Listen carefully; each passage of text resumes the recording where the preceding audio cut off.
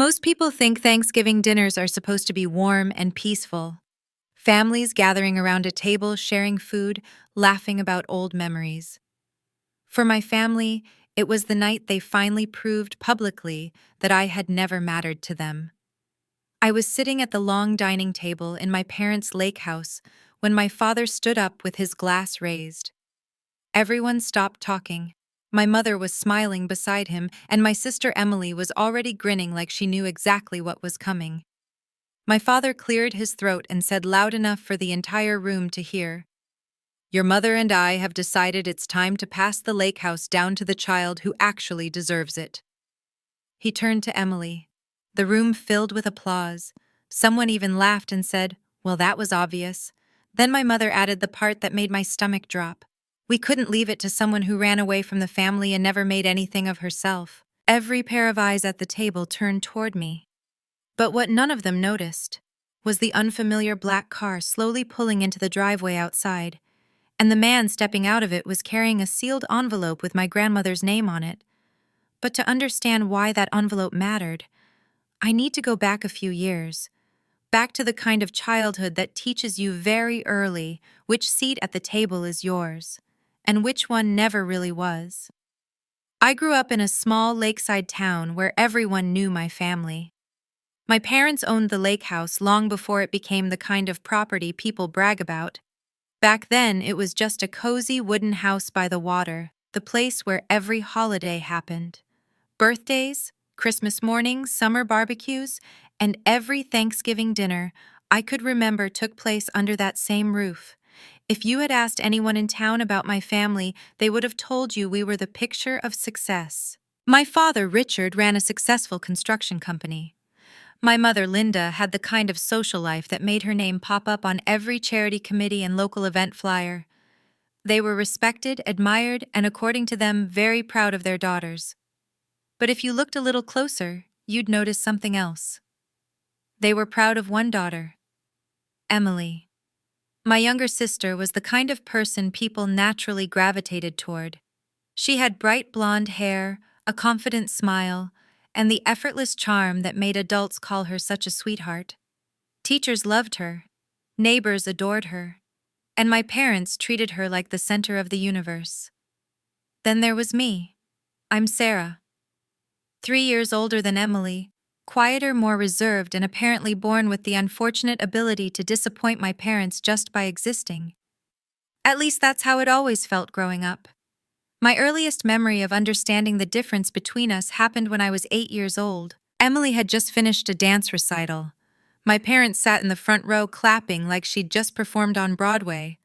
My mom kept repeating, "Did you see her? She's a natural." On the car ride home, Emily sat between them in the front seat, still wearing her sparkly costume. I was in the back.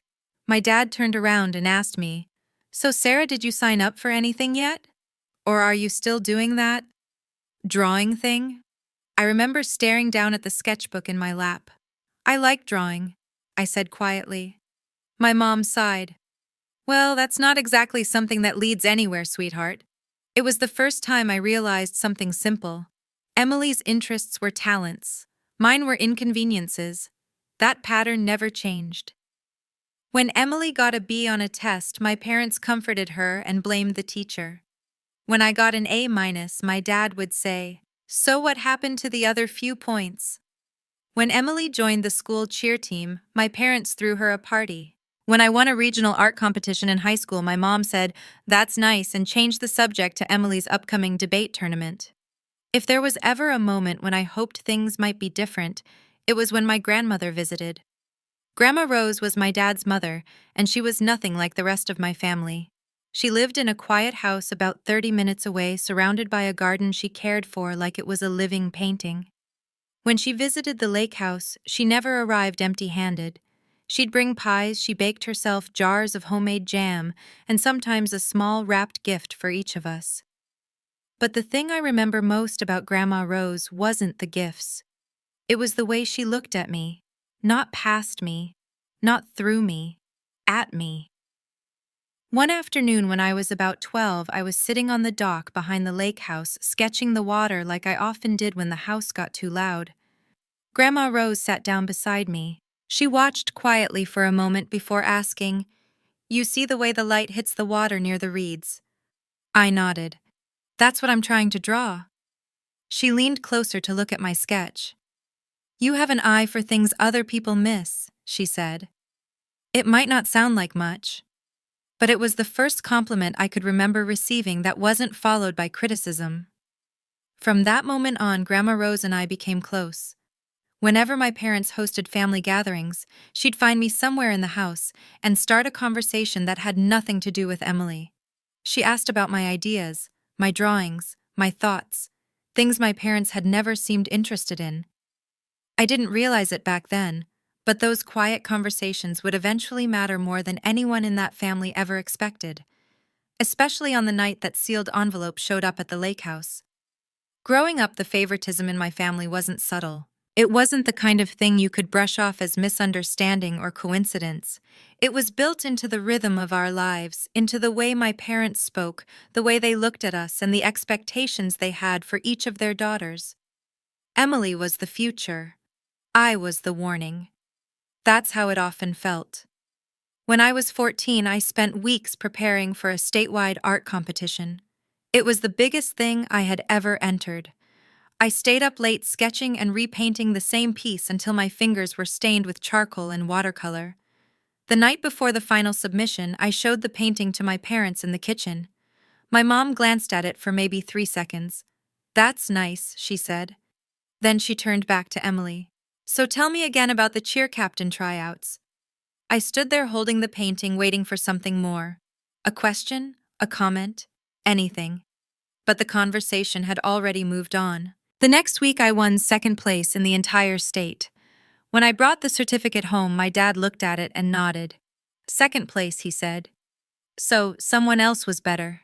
That was it. Meanwhile, when Emily made junior varsity cheerleading, my parents invited half the neighborhood over for cake. I wish I could say those moments didn't hurt. But they did. Not because I needed applause, but because I kept hoping that one day they'd look at me the way they looked at her. That day never came. As we got older, the gap between Emily and me only grew wider. Emily fit perfectly into the life my parents valued. She loved attention, loved parties, loved being the center of everything. She dated the kind of boys my parents approved of and talked constantly about joining my father's social circles once she finished college. I, on the other hand, was quiet. I preferred books to parties. I spent my summers working small jobs in town instead of hanging out with the people my parents wanted me to impress. My father started calling me the wanderer. It was never meant as a compliment. "Your sister understands how the world works," he'd say at dinner. "You're still off in your own little universe." The worst moment came during my senior year of high school. I had been accepted into a respected art program at a university 3 states away. It wasn't cheap, but it also wasn't unreasonable. I had partial scholarships and planned to work while studying. I remember sitting at the kitchen table explaining everything carefully: the tuition, the scholarship, the dorm costs. My father listened in silence before leaning back in his chair. "You want us to spend money so you can draw pictures for 4 years?" "It's a design program," I said quietly. "It can lead to what?" he interrupted. "Freelance posters." My mother sighed. "We're already saving for Emily's college," she said, "and she's planning something practical.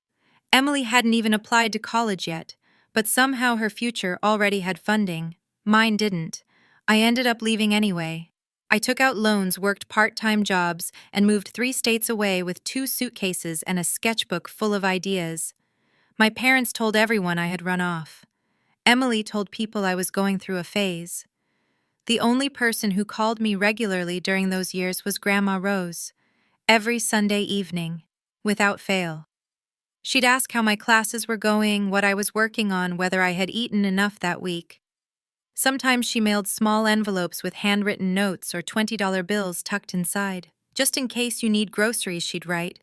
I never asked her for help, but somehow she always knew when I needed it. During my second year at college, she came to visit. She walked slowly by then, leaning on a cane, but her eyes were just as sharp as ever. We sat in a small cafe near campus, and she watched me sketch the street outside the window. "You've grown into your own life," she said. "I'm trying," I replied. She smiled. "Trying is how people build things worth having." Then she said something that stayed with me long after that afternoon. "You know, Sarah, the quiet ones in a family are often the ones who see the truth." I didn't understand what she meant at the time. A few years later, I would, but by then she would already be gone, and the rest of my family would be sitting around the Thanksgiving table, about to learn something they had never imagined. The last time I saw my grandmother alive was about 2 years before that Thanksgiving dinner. She was already slowing down by then. Her garden, once the pride of her home, had grown quieter, with fewer flowers and more empty patches of soil. But she still insisted on tending to it herself, even if it took her twice as long as it used to. I drove out to visit her one weekend when I was back in town for work. By then, I had graduated and started building a career as a graphic designer. It wasn't the kind of job my parents would ever brag about at dinner parties, but it paid my rent and let me do something I loved. And for the first time in my life, I didn't feel like I had to prove anything to anyone. Grandma Rose was sitting on her porch when I arrived, a blanket over her knees, and a cup of tea resting beside her. She smiled the moment she saw me walking up the path. "Well, look at that," she said. "My favorite artist decided to visit." I laughed and hugged her carefully. We spent most of the afternoon talking about ordinary things: my work, the town, the changing seasons. But there was a moment just before I left when her tone shifted. She asked me to sit back down. "Sarah," she said softly, "I want to talk about the lake house." That caught me off guard.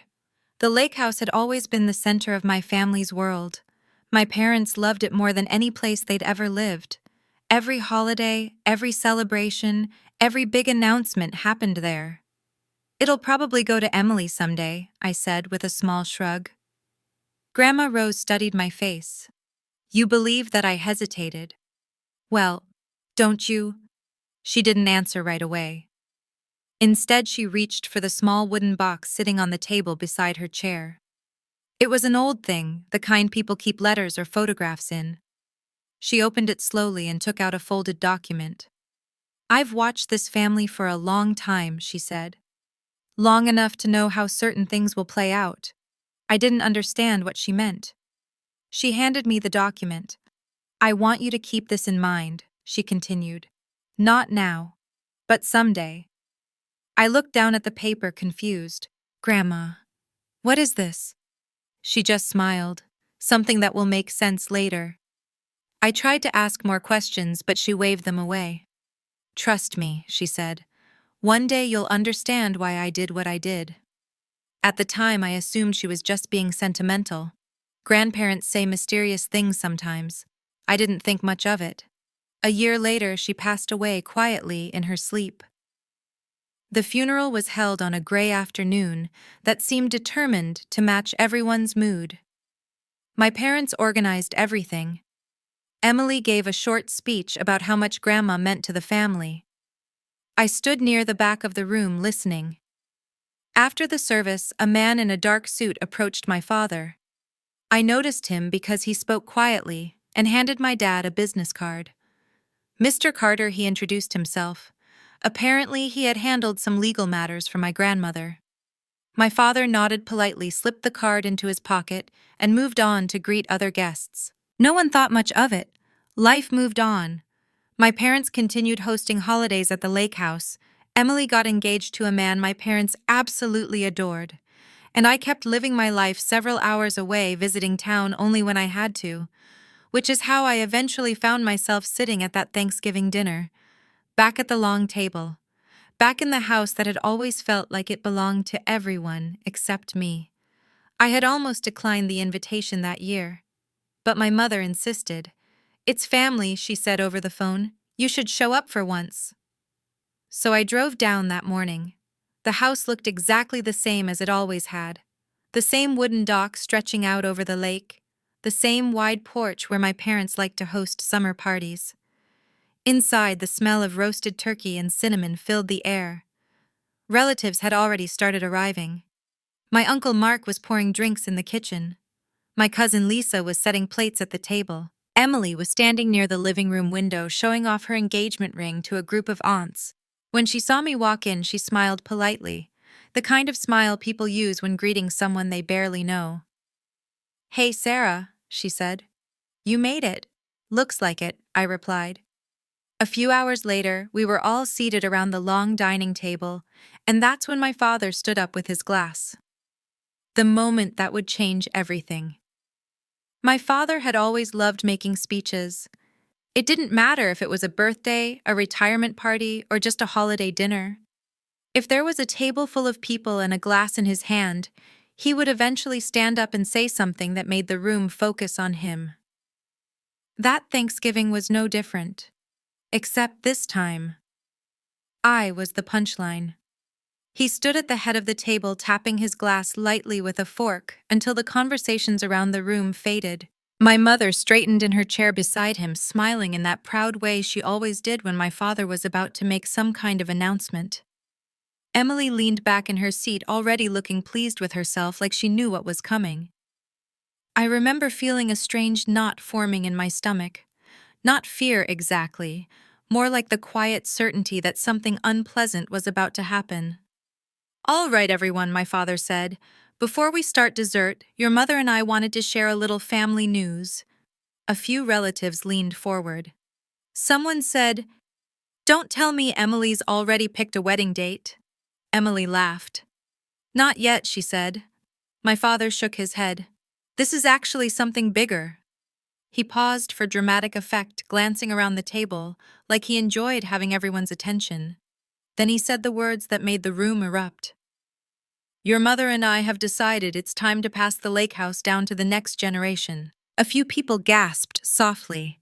My Uncle Mark whistled under his breath. "That's quite a gift," someone murmured. I felt my fingers tighten slightly around the edge of my napkin.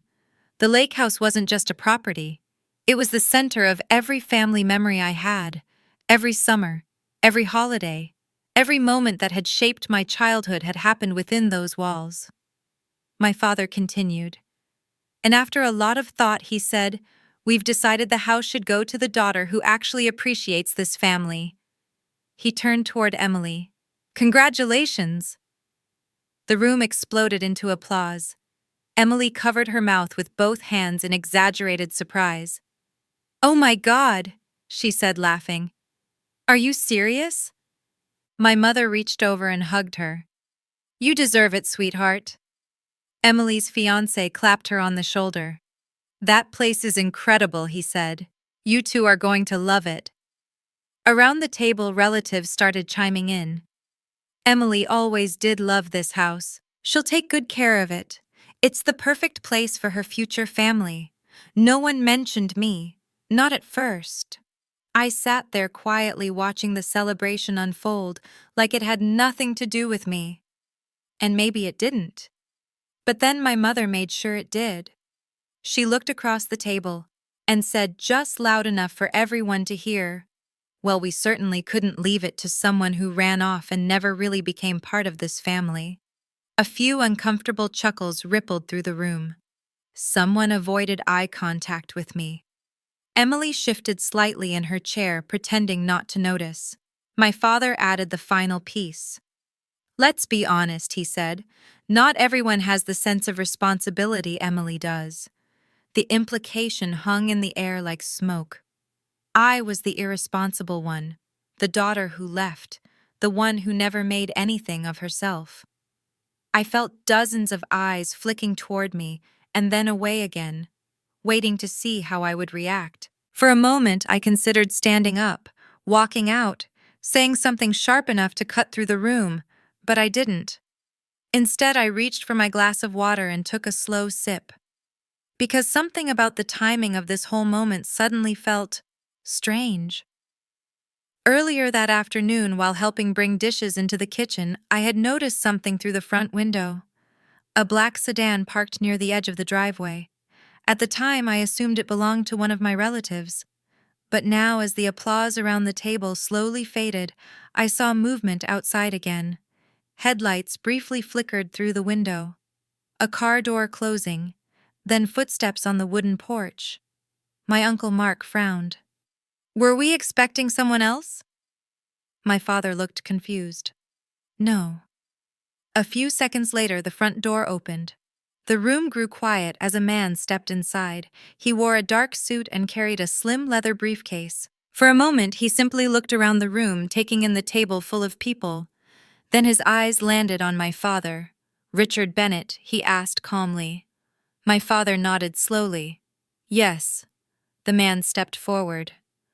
"My name is Daniel Carter," he said. "I'm the attorney who handled your mother's estate." A strange silence settled over the room. I felt my heartbeat quicken slightly. Because I recognized that name. Mr. Carter continued. "I apologize for the timing," he said, "but your mother left very specific instructions that this envelope be delivered in person during a family gathering at the lake house."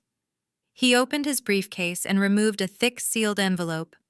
My grandmother's name was written across the front in neat, familiar handwriting. Every conversation around the table stopped. My father stared at the envelope like it had appeared out of thin air. "What exactly is that?" he asked. Mr. Carter looked around the room one more time. Then he said the words that changed everything. "This document concerns the legal ownership of the land beneath this property." And suddenly, no one at the table was celebrating anymore. For a few seconds after Mr. Carter spoke, the entire room stayed completely silent.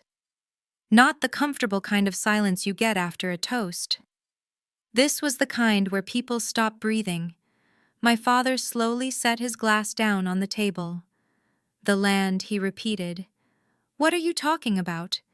Mr. Carter remained calm, standing beside the dining table with the envelope still in his hands. "Your mother left specific legal instructions regarding the property," he said. "Instructions that were to be revealed during a family gathering." My mother frowned. "We already handled her will," she said quickly. "Everything was settled after the funeral." Mr. Carter nodded slightly. "Yes, most of the estate was handled at that time." He paused. "But not this portion." Around the table, people began exchanging confused looks. My Uncle Mark leaned forward. "What portion?" he asked. Mr. Carter carefully broke the seal on the envelope. The sound of tearing paper seemed unusually loud in the quiet room.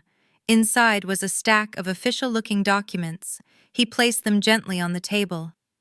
"These are property records filed several years ago," he said. My father's expression hardened. "I don't remember signing anything like that." "You didn't," Mr. Carter replied. My father blinked. "What?" Mr. Carter glanced down at the top page, then read slowly and clearly. "Approximately 5 years ago, Mrs. Rose Bennett transferred the legal ownership of the land beneath the lake house to another party." The room shifted. Chairs creaked. Someone whispered, "Wait. What?" My mother's voice sharpened. "That doesn't make sense," she said. "The lake house belongs to Richard." Mr. Carter shook his head gently. "The house structure does, yes." He tapped the document with one finger. "But the land beneath it does not." I could feel every pair of eyes gradually turning in my direction even before the next words were spoken. Because suddenly, a few pieces of the past were starting to make sense. My father crossed his arms. "All right," he said impatiently. "Who did she give it to?" Mr. Carter lifted the document and read the name printed on the page. Sarah Bennett. The room went dead quiet. For a moment I thought I might have imagined it. My mother laughed awkwardly. "That's not possible." My father turned toward me slowly, confusion twisting into something darker. "What kind of joke is this?" he demanded. Mr. Carter calmly slid the document across the table toward him. "It's not a joke." My father snatched the paper and began reading. His face changed almost immediately. First confusion, then disbelief, then anger. "What the hell is this?" he snapped. "Mr." Carter continued speaking in the same steady voice. "Your mother filed the transfer through a private legal process. The land ownership was placed in Miss Bennett's name with the condition that it remain undisclosed until a future family gathering at this property." My mother stared at me like she had never seen me before.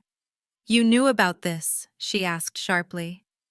I shook my head slowly. No, which was the truth. I had never seen those documents, but suddenly I remembered the afternoon on my grandmother's porch, the wooden box, the folded paper she showed me, and the words she said, "One day you'll understand why I did what I did." Across the table, Emily looked completely stunned. So, wait, she said slowly. If Sarah owns the land? Mr. Carter nodded slightly. Then, any legal ownership of the structure built on that land requires her consent. My Uncle Mark leaned back in his chair. You're saying Richard just gave Emily a house that technically sits on someone else's property? Mr. Carter didn't smile, but the meaning was clear. Yes. My father slammed the document onto the table. This is ridiculous, he said. There must be some mistake. There isn't. Mr. Carter replied calmly. These records are registered with the county. My mother looked between us, panic creeping into her voice. But the house has been in our family for years. Mr. Carter nodded again. And the land has as well. He paused, just not in the way you assumed. No one spoke. 30 seconds earlier, the room had been celebrating Emily's new lake house. Now every person at that table was staring at me. The daughter they had spent years calling the failure. The one who had run away. The one who apparently owned the ground beneath the most important house in the family.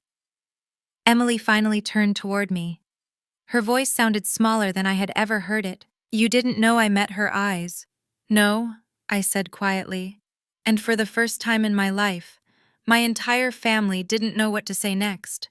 For a long moment, no one at the table moved. It was as if the entire house had frozen in place.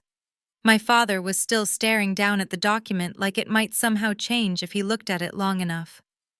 My mother's fingers were pressed tightly together in her lap. Emily looked like someone had pulled the ground out from under her chair, which in a way was exactly what had just happened. Finally, my father pushed his chair back with a sharp scrape against the floor. This is absurd, he said, his voice louder now. Mom wouldn't do something like this without telling us. Mr. Carter remained perfectly calm. Mrs. Bennet was very clear about her instructions, he replied. My father shook his head. She trusted me to take care of this property. Mr. Carter tilted his head slightly. She trusted you with the house. Then he gently tapped the document again. But she entrusted the land to Sarah. That distinction seemed to hit the room like a slow wave. Because suddenly everyone understood the implication.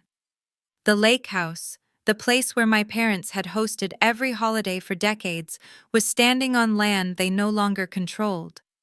And the person who did control it was sitting quietly at the end of the table. My Uncle Mark leaned forward again, clearly fascinated now. So what does that actually mean? He asked. Mr. Carter answered without hesitation. It means that any transfer of the house to another party requires the approval of the landowner. He glanced in my direction.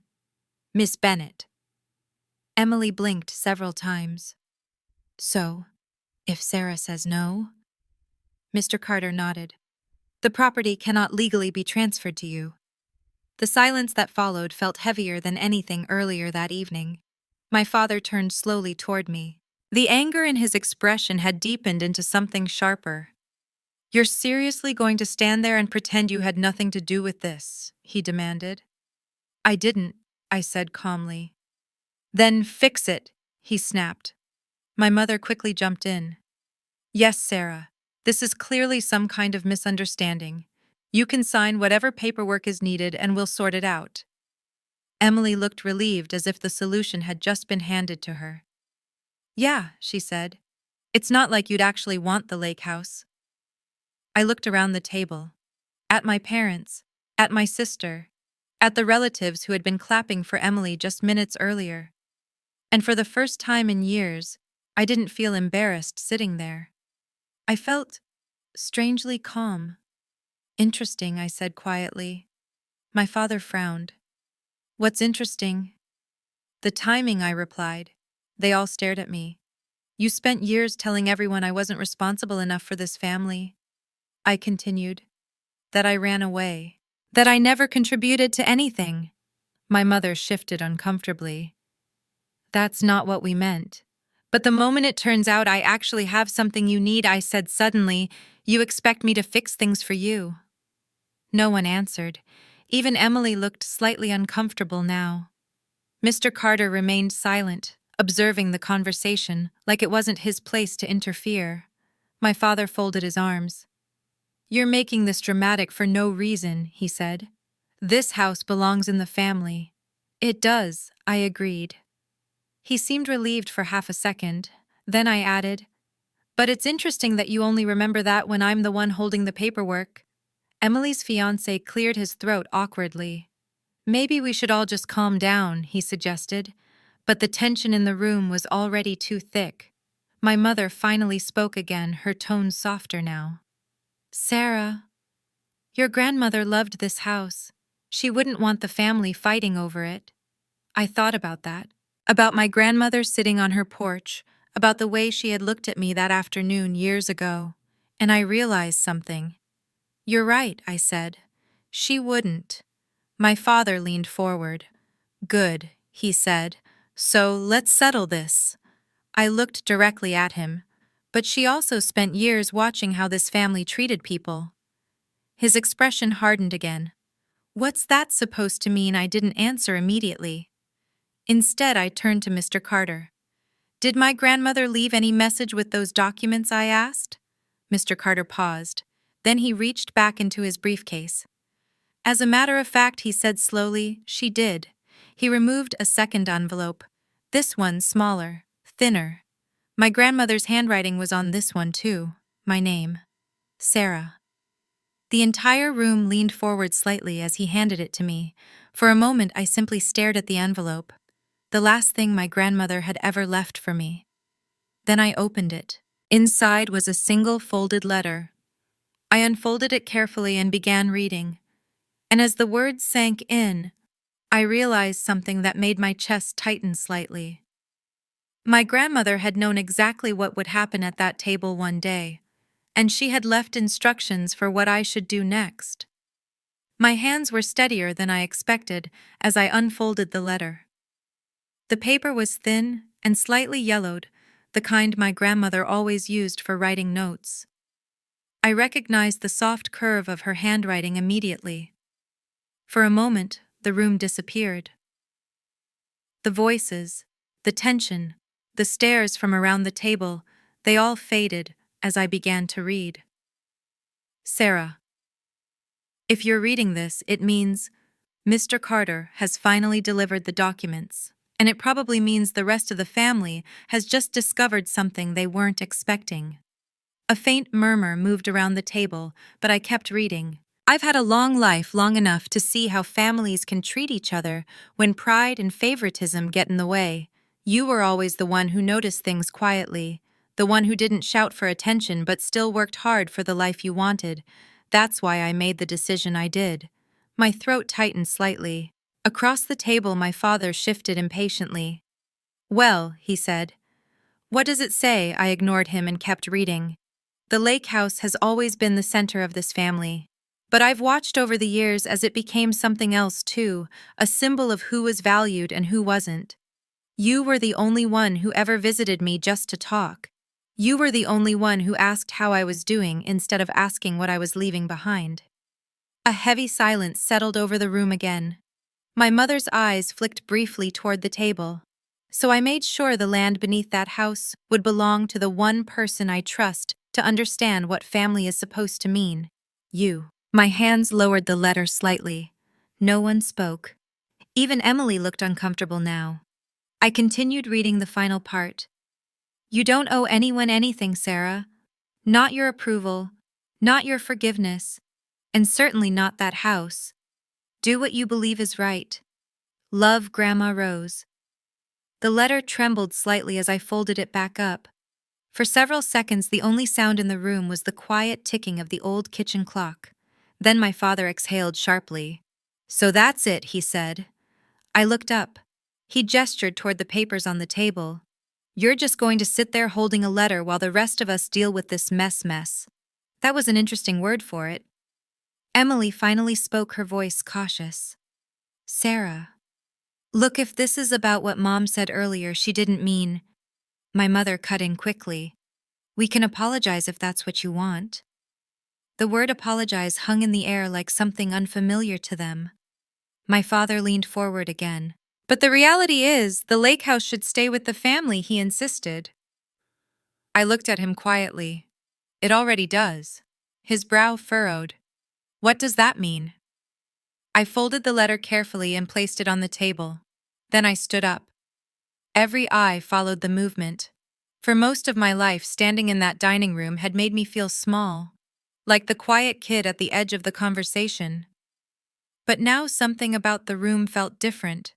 Maybe because for once, no one was interrupting me. You're right about one thing, I said calmly. The lake house is important to this family. My father nodded impatiently. Exactly, but not because of the property, I continued. He frowned. It's important because it's where we're supposed to treat each other like family. No one spoke, and for years I said that hasn't really been the case. My mother looked down at the table. Emily shifted uncomfortably in her chair. I glanced toward Mr. Carter. Legally speaking, I asked him what options do I have as the landowner. He answered without hesitation. You can maintain the current arrangement, transfer the land, sell it, lease it, or place conditions on its use. My father's patience finally snapped. For God's sake, Sarah, just sign it over and stop dragging this out. The room went silent again. I met his gaze. You spent years telling everyone I didn't belong here, I said quietly. You don't get to decide now that I do, just because it's convenient. Emily whispered. Sarah? But I was already picking up my coat from the back of my chair. I'm not taking the house, I said. Relief flashed across my parents' faces instantly, until I finished the sentence. But the land stays with me. Their expressions froze. Mr. Carter nodded slightly, as if he had expected that answer. I'll draft the paperwork to reflect that, he said. My father stared at me in disbelief. You're serious? Yes. Emily looked confused. But then what happens to the house? I paused near the doorway and glanced back at the long dining table. The same table where every childhood holiday had happened. The same place where I had spent years feeling invisible.